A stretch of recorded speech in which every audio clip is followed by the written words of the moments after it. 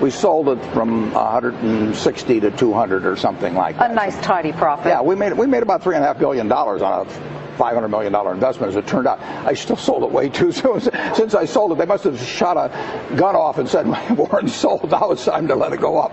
Well, yeah, you left money on the table. A lot of money. Dummy. That's what exactly right. Charlie Munger would say. Right? Charlie would say, you've done it again. But you can't keep always trying. For the average person who's maybe never bought a stock before, what's your advice about that? You can't constantly sit there and wait and say, oh, it's going to go higher, it's going to go higher. We don't even think about that. What we think about is how much is it selling for, how much do we think it's worth. When we bought it at $35 billion effectively, I felt the company was probably worth at least $100 billion. How did it come to your attention? How do you find a stock like PetroChina? I sit there in my office and I read an annual report, which fortunately was in English, and it described a very good company. And told about the oil reserves, told about the refining, told about the chemicals, everything else. And I sat there and read it, and I thought to myself, this company is worth about $100 billion.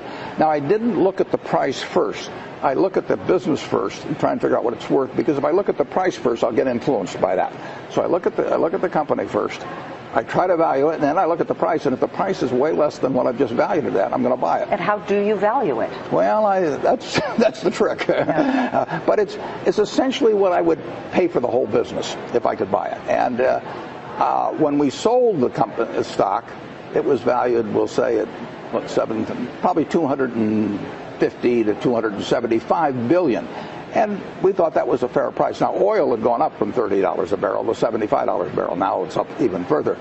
But today, yesterday anyway, I believe PetroChina is the second most highly valued company in the world. Higher than GE, next to Exxon. ExxonMobil. Next to Exxon. Have you sold the entire stake? Yeah, I have. Mm-hmm. I wish I hadn't, but I have. As of when?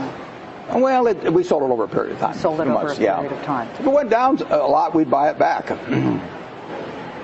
Would you ever buy or sell a stock based on political pressure or no. sort of? So no, the answer is no. People being upset about Darfur had nothing to do with why you sold this stock. The Chinese government owns 88% of PetroChina. They also own control of 29 out of the 30 largest companies in China. The Chinese government is the one that has a position in relation to the Sudan. And they have it, if you own any one of the 30 largest companies in publicly traded companies in China, you will have the Chinese government as your majority partner. And the question is, are you responsible for their actions? You're going to China next week for a ribbon-cutting ceremony right. for ISCAR. Sort of the limit of my abilities, Liz. I mean, that's what they use this. You're pretty good at cutting a ribbon. I've gotten used to it, yeah. Are you looking at other companies in China? I don't look based, no, the answer is pretty much no, but I don't look based on countries or that sort of thing. I just read every report I can, and I try and figure out whether something is cheap. But how would you find a report like PetroChina 4 years ago? This was not a name that maybe that a lot of people would. Other guys read Playboy. Yeah, I read annual reports.